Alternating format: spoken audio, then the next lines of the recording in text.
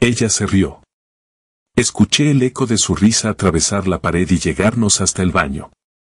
Lo más extraño es que la regadera ya estaba abierta, pero yo no la había encendido. El sonido del agua cayendo contra el azulejo me taladraba la cabeza. Sentía un hormigueo en las manos y un vacío en el estómago, como si mi cuerpo no supiera reaccionar. Por un momento, cerré los ojos. Inhalé. Exhalé. Pero el agua seguía corriendo y su risa, también. ¿Por qué te ríes?, le pregunté casi sin fuerza, desde la puerta del cuarto de baño.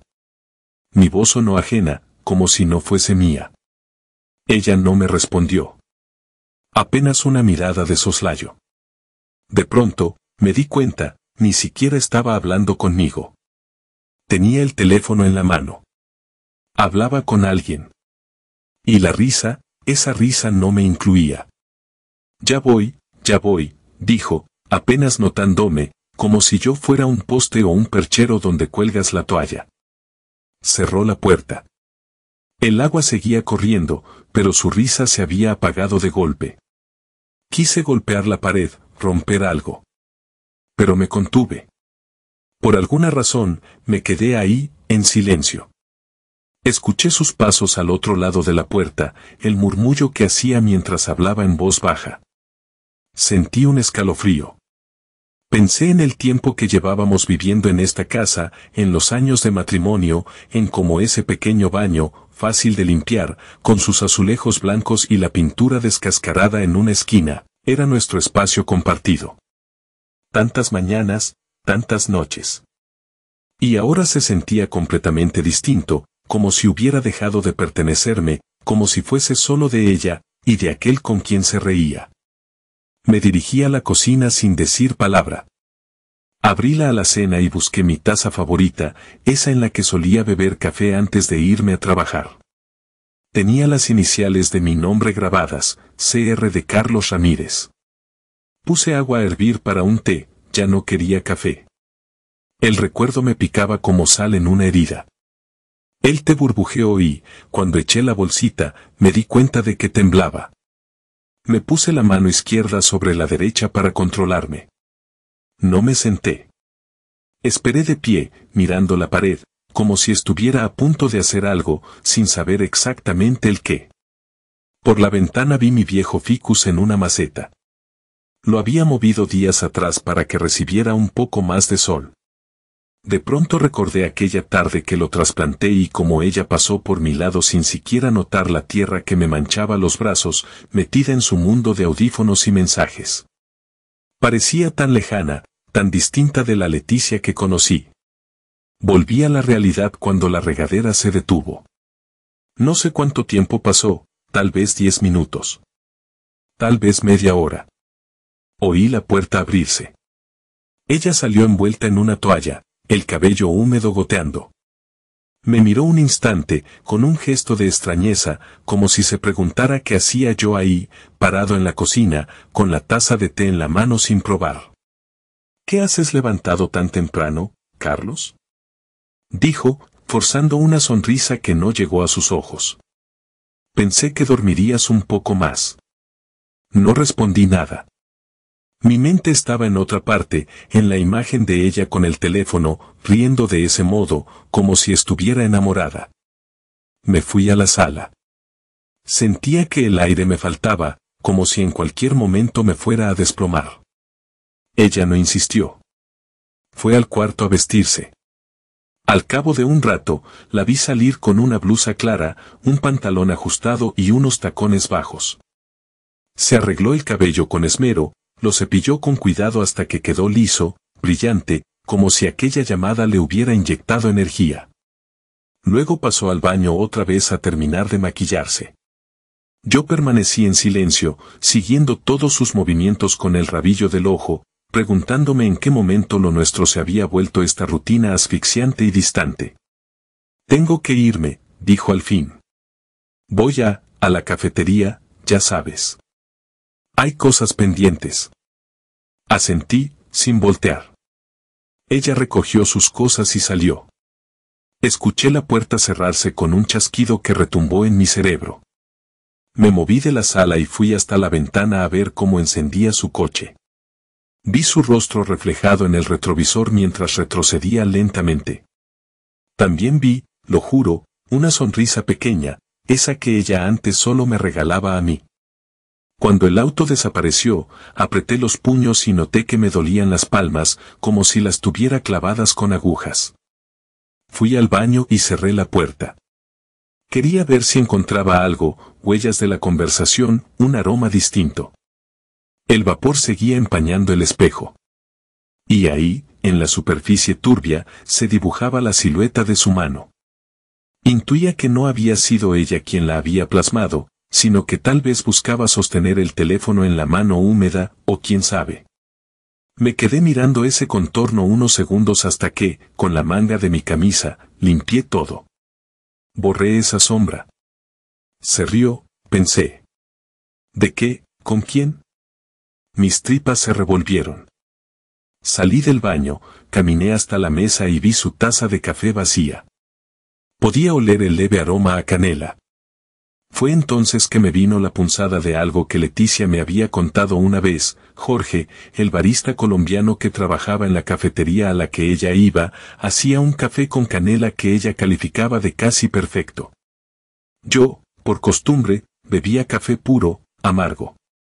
Nunca pensé que aquel detalle tan trivial se convertiría en una espina. Pasé el resto de la mañana sin saber qué hacer. Intenté hacer algunas llamadas de trabajo, revisar correos de la oficina, pero mis manos sudaban sobre el teclado y mi mente se bloqueaba. No había nada lógico en mi comportamiento, solo un impulso que me decía que algo estaba muy mal y que debía moverme, averiguar, actuar. A veces la lucidez me pegaba en la nuca. Carlos, no seas paranoico. Pero enseguida me atacaban las dudas, recordando la risa de esa mañana. El teléfono de la casa sonó alrededor del mediodía. Era ella. Me dijo, con voz anormalmente dulce, que volvería tarde. Tenía una reunión con un viejo cliente de la cafetería. Su explicación era torpe y, al mismo tiempo, demasiado ensayada. Habló con prisa, como si el tiempo fuera oro y no quisiera gastar ni un segundo más en darme detalles. No te preocupes, yo recojo al niño de la escuela, le dije con sequedad. Gracias, gracias. Me salvas. Se hizo un silencio breve, y luego escuché un murmullo detrás de ella, como el siseo de una máquina de espresso y una voz masculina que gritaba algo en inglés. Leticia colgó. Suspiré, nervioso. Decidí prepararme para salir. Tomé las llaves del auto y me marché a recoger a mi hijo a la escuela. Al llegar, lo encontré sentado en un banco, con la mochila en los pies, mirando al suelo. Cuando me vio, corrió a abrazarme. Papá, la maestra me preguntó si vas a poder ir mañana a la presentación de ciencias. Dijo que necesitaba que los papás nos ayudaran con unas láminas. Le acaricié el pelo. Esos momentos me conmovían y a la vez me taladraban el pecho, porque últimamente había estado demasiado ausente en viajes de negocios. Claro que iré, respondí, forzando una sonrisa que él, por desgracia, percibió como tensa. ¿Estás bien, papá? Sus ojos se clavaron en los míos. Sí, hijo. Vamos a casa. Todo el camino me sentí culpable, porque él notó mi malestar. Lo llevé a casa, le di la merienda, y mientras él hacía la tarea, me puse a investigar discretamente. Abrí la laptop, revisé nuestro iCloud familiar, aquel que Leticia y yo compartíamos para almacenar fotos y contactos. Hace unos meses, con un simple permiso de buscar mi teléfono, había logrado ubicar la ubicación exacta de su celular cuando se me extravió el mío. Recordaba que aquello se quedó activo por defecto. Me aseguré de que la función siguiera encendida. Efectivamente, ahí estaba, su señal brillaba en un punto verde en el mapa, lejos de la cafetería, lejos de cualquier zona urbana que reconociera. Entre bosques y carretera. ¿Qué hace ahí?, me pregunté con la garganta seca. Tal vez un retiro de clientes, algún evento. O tal vez. No quise imaginar. Guardé la laptop y seguí atendiendo a mi hijo, disimulando una entereza que no sentía. Las horas pasaron lentas. Mi hijo se durmió temprano y alrededor de las 11 de la noche Leticia volvió. Traía el cabello alborotado, la ropa arrugada como si se la hubiese quitado y puesto con prisas. Ni siquiera se preocupó en disimular. Me dijo que estaba cansada. Sin mirarme, se fue al dormitorio. No me acerqué a ella. Tenía el corazón acelerado, la mente hecha un caos. Solo sentí que algo se rompía dentro de mí. La noche se me hizo eterna. Me levanté a las 5 de la mañana, con un impulso casi enfermizo. Tenía que saber la verdad. Encendí la laptop otra vez. Revisé la función de rastreo, y me aseguré de que el historial estuviera guardado. Quedaba un registro de coordenadas. Como si ese punto verde en medio del bosque se burlara de mí, apareciendo una y otra vez. Ese día, la dejé ir. Se fue temprano, fingiendo normalidad. Yo también salí de la casa, pero en lugar de dirigirme a mi oficina, me dispuse a conducir hacia la zona que había visto en el mapa. El camino se me hizo interminable. Sentía el corazón en la boca. Intentaba mantener la calma, pero las manos me sudaban y mis pensamientos eran un torbellino. Tal vez no es nada, tal vez es un cliente con gusto por lugares alejados, tal vez, repetía mentiras para no volverme loco.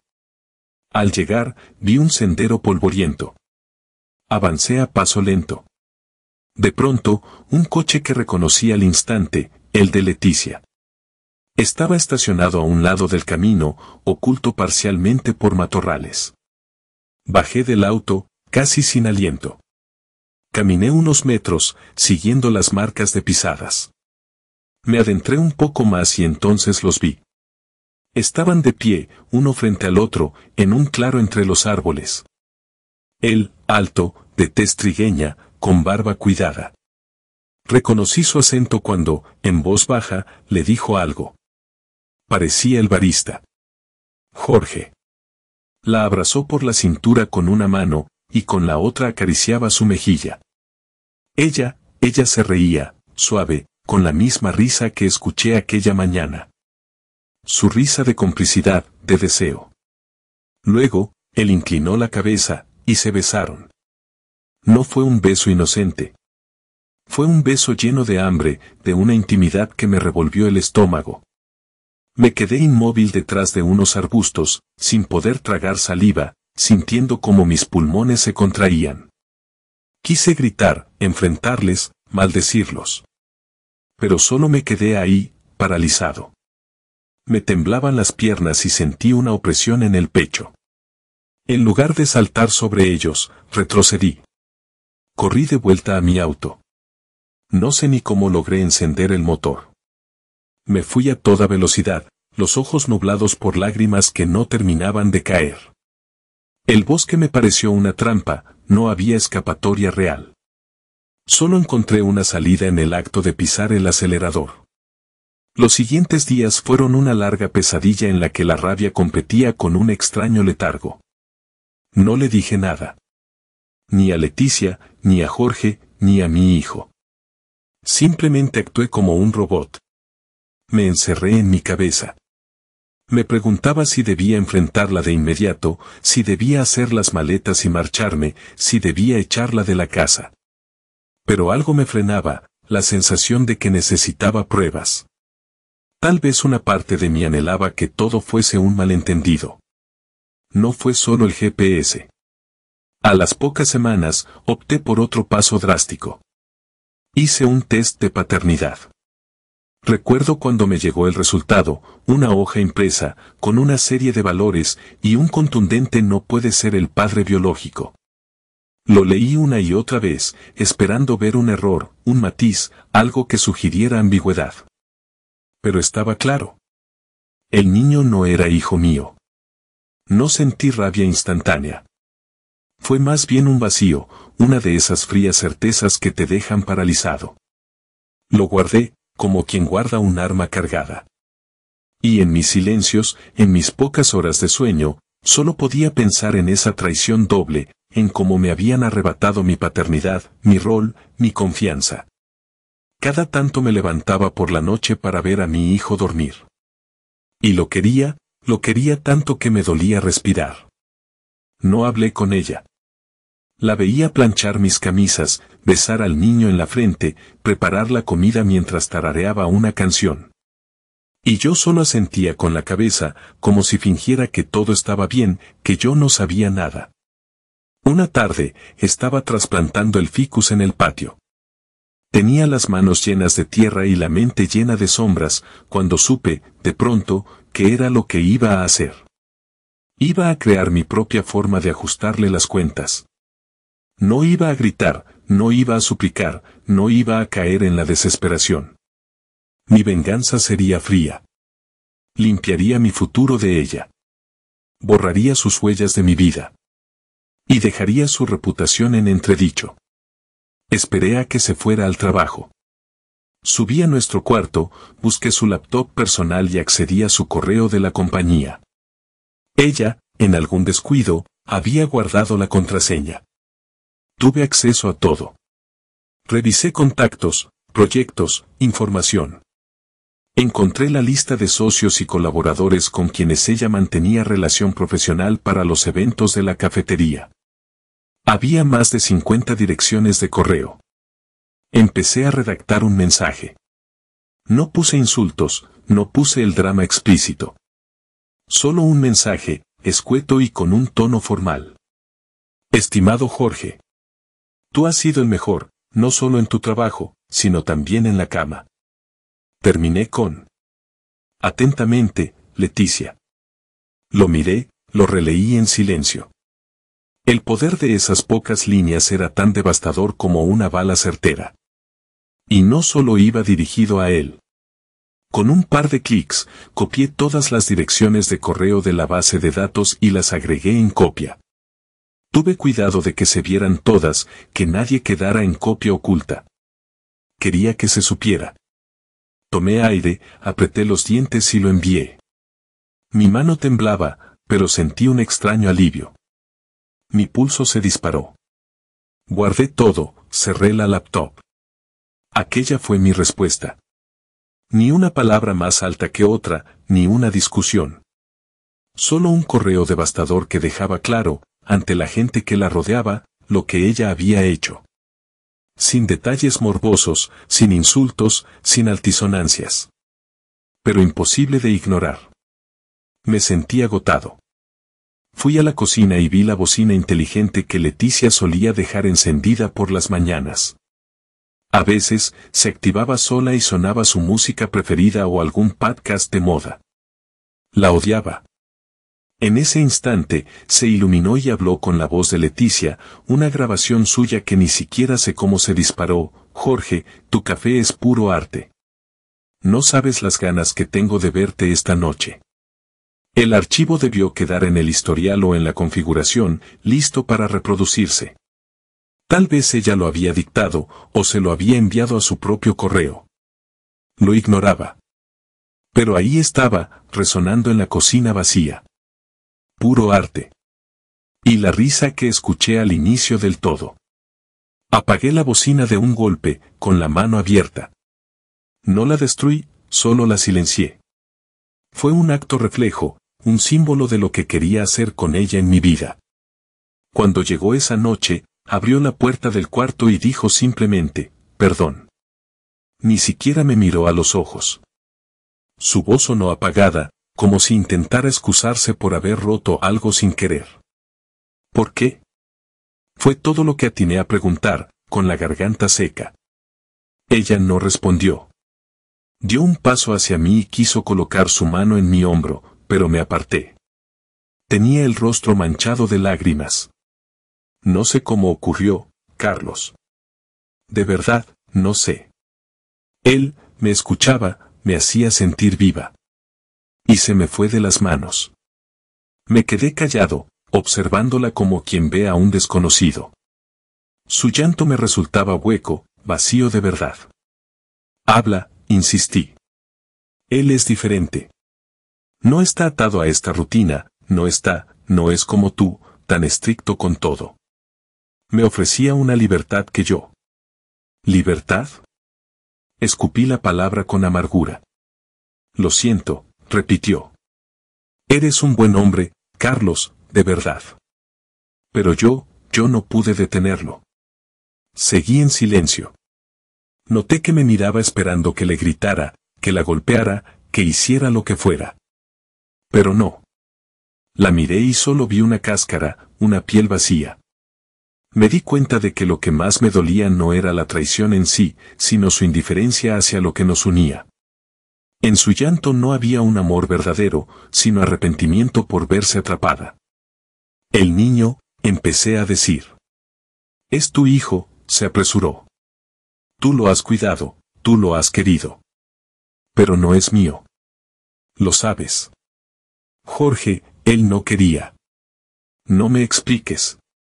Guardé silencio otro momento, y luego, con voz ronca, dije. No quiero verte más. No la eché de la casa ese mismo día. Ni siquiera discutimos más.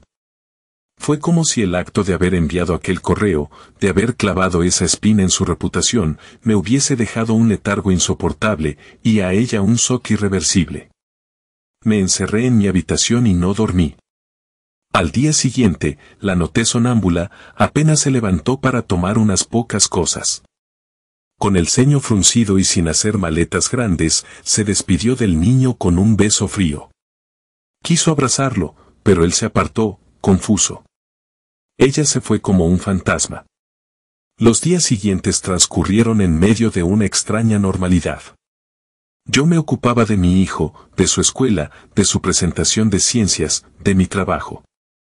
Mantenía la casa limpia, regaba el ficus y ese cactus que había salvado una vez de la podredumbre. En cambio, no volví a hablar con Leticia. Ni me llamó, ni me escribió. Suponía que lo único que compartíamos era el niño, y, aún así, había una distancia abismal. Una semana después, llegó el recibo del agua.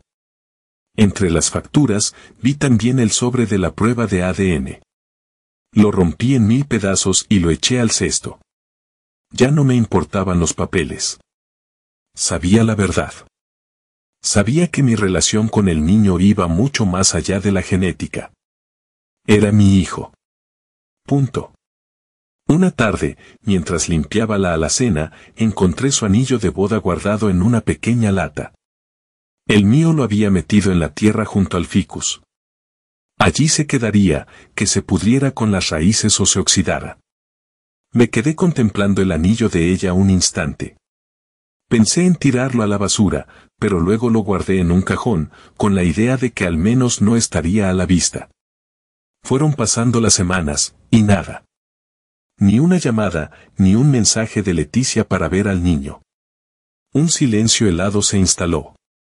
Incluso con Jorge, supongo, las cosas habrán explotado.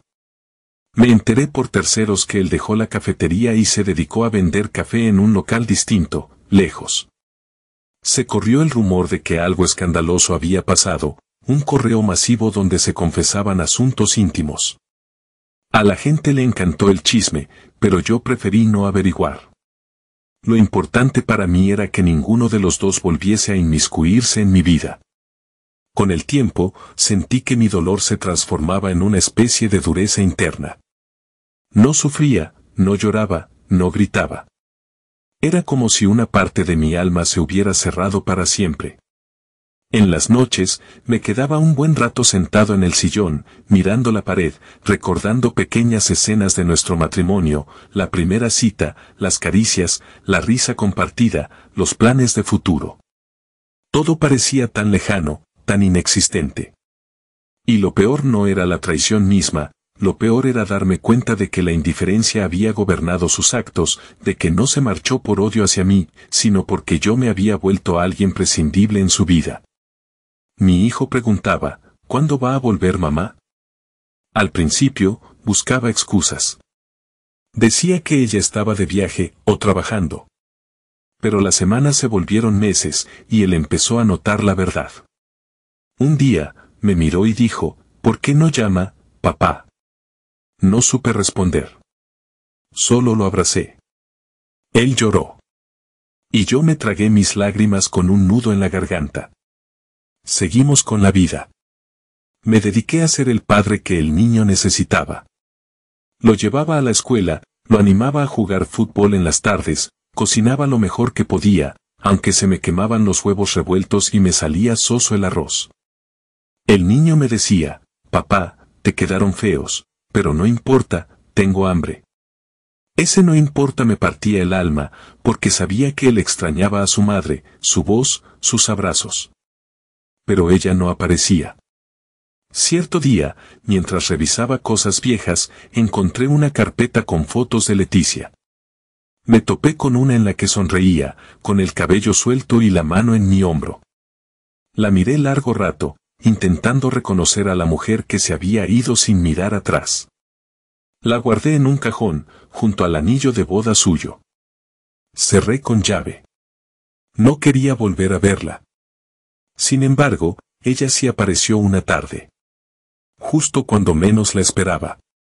Dejó el auto en la acera y entró a la casa sin tocar el timbre. Me encontró en la cocina, regando el ficus que había pasado a un rincón más iluminado. Se quedó parada, con un bolso en la mano, con la vista clavada en la planta. Carlos. Su voz sonó neutra. No respondí. Seguí regando el ficus. Ella dio un paso, como dudando. Yo, he venido a verte. Y a ver al niño. Está en casa de un amigo, haciendo tarea. Silencio. Quería hablar contigo, prosiguió ella, aunque noté que no estaba segura de qué decirme. Lo siento, por todo. Lo sé. ¿El correo fue pertinente? Murmuré, mirando las hojas del ficus y quitándoles una mancha de polvo. Sí, creo que fue justo lo que tenía que suceder, Leticia. Ella tragó saliva. Me mandaron a un área distinta en la empresa. Perdí clientes, casi me despiden. Ha sido un infierno. Jorge desapareció. Supongo que se sintió humillado. No me contesta. ¿Lo sientes por mí o por la vergüenza? Ella no contestó. La vi mover los labios un instante. Esperé algo. Una súplica, quizá. Una disculpa más sincera. Un ruego para volver a casa. Pero no llegó nada. ¿Sabes? Dijo al fin. Pensé que te importaría explicarte lo que pasó. Pero veo que no. No, Leticia, respondí, quitándome el exceso de agua de las manos. Ya no. ¿Y el niño? Si quieres verlo, habla con él. Explícale por qué te fuiste. Explícale por qué no llamaste. Si él quiere verte, no se lo voy a impedir. Pero no pretendo fingir algo que no siento. No vamos a volver a ser familia. Ella se llevó una mano a la boca, ahogando un sollozo. Empezó a llorar en silencio. Sentí una punzada en el pecho, pero fue más costumbre que compasión. Una parte de mí habría dado cualquier cosa por abrazarla antes, por rogarle que se quedara. Pero esa parte murió. Solo le señalé la puerta, sin agresividad, sin gritos, sin insultos. Y ella, al ver mi expresión, entendió que yo no estaba jugando. Se fue de la casa, no sin antes dejarme un de verdad lo siento que sonó hueco, casi mecánico. Cuando el niño volvió, me dijo que se había cruzado con su madre afuera. Parecía triste. Papá, ¿por qué está triste? Me encogí de hombros. A veces la gente hace cosas que la hacen infeliz. No tuve fuerzas para más explicación. Él no hizo más preguntas. Parecía entender, a su manera, que su madre estaba en otro mundo, lejos. Con el paso de los meses, me dediqué a reconstruir mi vida. El dolor dio paso a una frialdad extraña. Me centré en el niño y en el trabajo. Dejé de buscar explicaciones. Un día, mientras cocinaba, la bocina inteligente se encendió sola de nuevo, reproduciendo una vieja grabación de Leticia pidiendo alguna canción de pop latino. Me quedé mirándola parpadear, como si me invitara a escuchar su voz otra vez. La apagué. Luego la desconecté y la guardé en una caja, junto a un montón de trastos viejos. Era mi manera de limpiar la casa de su presencia.